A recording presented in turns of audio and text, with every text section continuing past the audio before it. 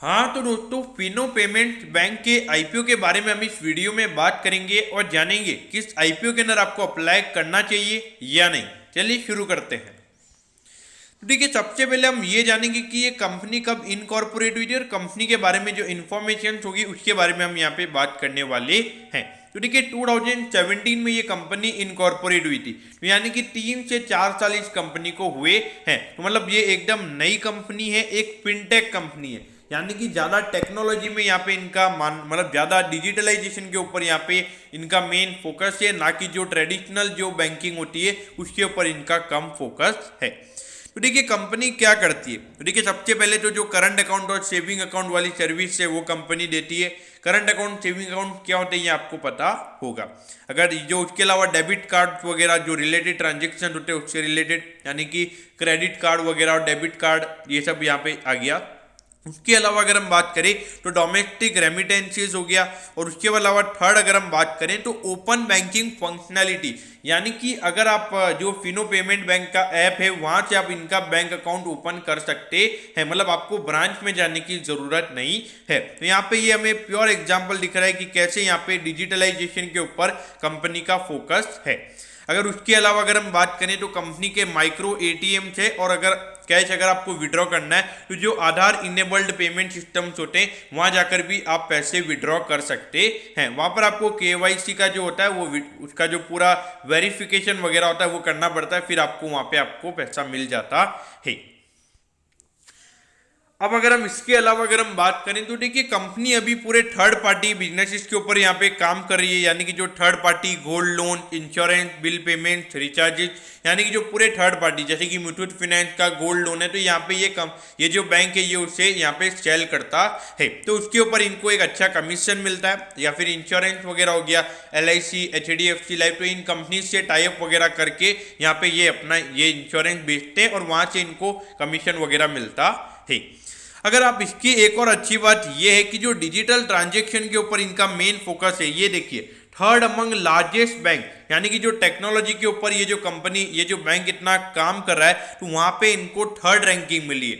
और अगर यहाँ पे क्रिसिल, यानी कि जो एक क्रेडिट रेटिंग एजेंसीज है, उन्होंने ऐसा बोला है कि कंपनी के पास लार्जेस्ट माइक्रो एटीएम का नेटवर्क है।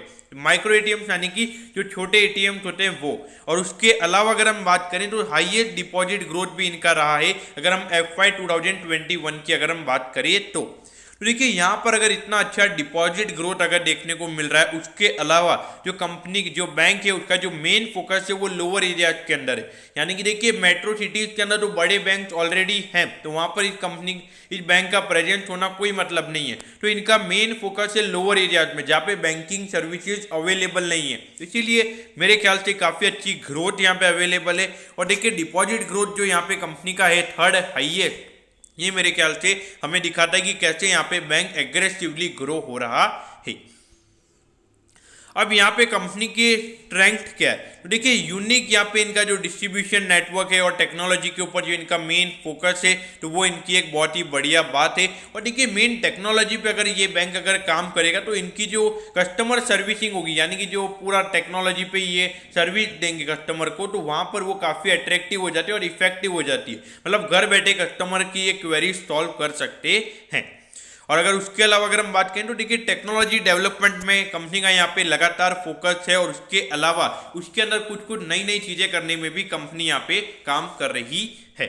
उसके अलावा अगर हम बात करें तो कस्टमर सेंट्रिक, यानी कि कस्टमर के ऊपर ज़्यादा फोकस है, और इनोवेटिव बिजनेस मॉडल, यानी कि कुछ नई नई चीज़ें यहाँ पे ये करते रहते हैं। मैनेजमेंट यहाँ पे कंपनी की काफ़ी अच्छी है, और अगर विजन की अगर हम बात करें तो विजन भी यहाँ पे काफ़ी अच्छा है।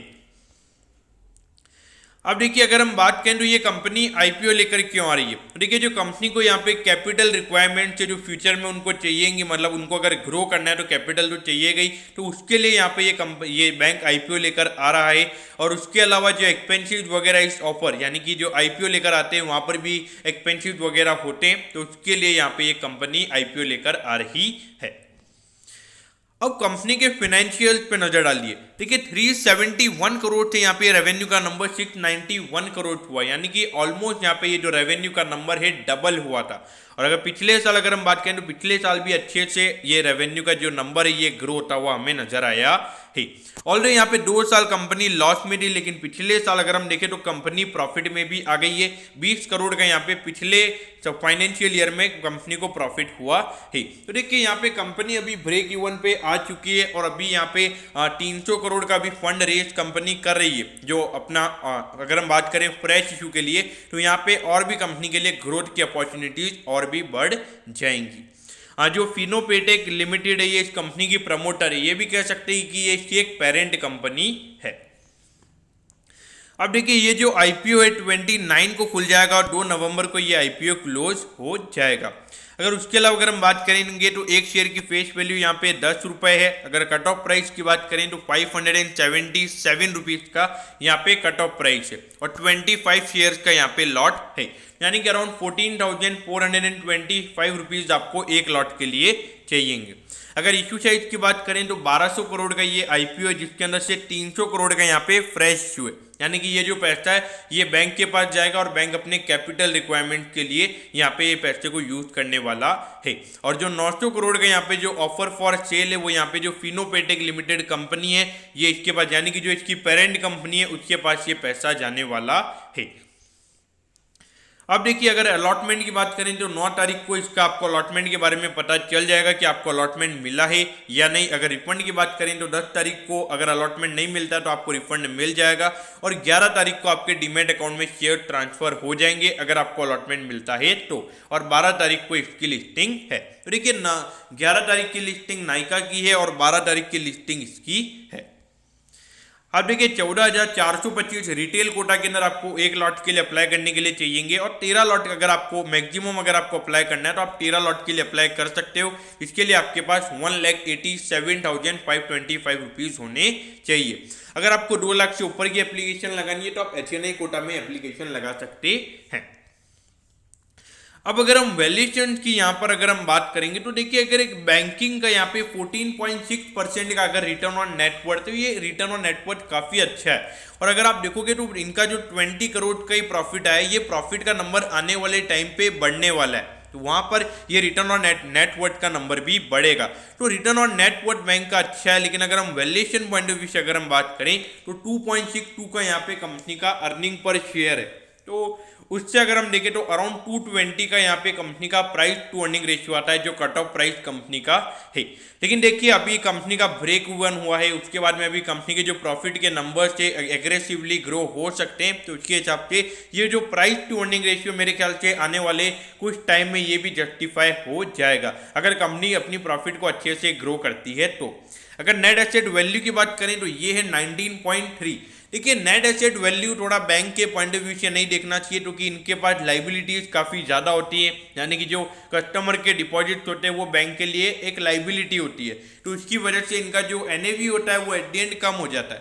लेकिन मेरे ख्याल से long term point of view से यहाँ पे कोई इशू नहीं होंगे। तो यहाँ पे अब क्या करना चाहिए, तो देखिए अगर आपको नाइका और फिनो पेमेंट्स, अगर इन दोनों में से किसी एक के अंदर अगर आपको अप्लाई करना है तो मेरा फर्स्ट चॉइस नाइका के अंदर होगा, क्योंकि वहाँ पे एक वैल्यूएशन पॉइंट ऑफ व्यू से भी एक चीज़ अलग है और एक स्टार्टअप एक न्यू चीज़ वहाँ पे हमें नजर आ रही है, तो वो एक पूरा न्यू बिजनेस मॉडल है, तो नाइका मेरा फर्स्ट चॉइस रहेगा। लेकिन अगर आपको दोनों के अंदर अगर अप्लाई करना है, मतलब इसके अंदर भी अगर आपको बेसिकली अगर मेरी राय चाहिए, तो मेरे ख्याल से एक long term point of view से यहाँ पे इन्वेस्ट करना चाहिए। शॉर्ट टर्म के अंदर मुझे लगता है कि यहाँ पे ज़्यादा लिस्टिंग गेन की उम्मीदें मुझे नजर नहीं आ रही है। उसके पीछे का रीजन ये, क्योंकि ये एक अकेला आईपीओ नहीं है, क्योंकि ये आईपीओ जब ओपन हो रहा है तब नाइका का आईपीओ भी आ रहा है और इसके अलावा 2 आईपीओ और आ रहे हैं, यानी कि अगर 4 आईपीओ अगर आएंगे तो वहां पे जो डिमांड होगी वो कम हो जाएगी और सप्लाई ऑलरेडी बहुत ज्यादा है। तो इसीलिए लिस्टिंग गेन के लिए अप्लाई मत कीजिए। अगर एक long term point of view से अगर आपको इन्वेस्ट करना है तो मेरे ख्याल से डेफिनेटली इन्वेस्ट कर सकते हैं, क्योंकि यहाँ पे इनके पास ग्रोथ अपॉर्चुनिटीज काफी अवेलेबल है और जिस तरीके से एग्रेसिवली ये लोअर एरियाज में काम कर रहे हैं, जहाँ पे खास करके जो प्रॉफिट की ग्रोथ के जो अपॉर्चुनिटीज है वो काफी ज्यादा हो जाते हैं। तो इसीलिए long term point of view से मुझे बैंक के अंदर कोई इश्यूज नजर नहीं आते हैं। दोस्तों मैं होप करता हूँ कि फिनो पेमेंट बैंक के पूरे डिटेल्ड आईपीओ एनालिसिस के बारे में आपको सब कुछ पता चल गया होगा।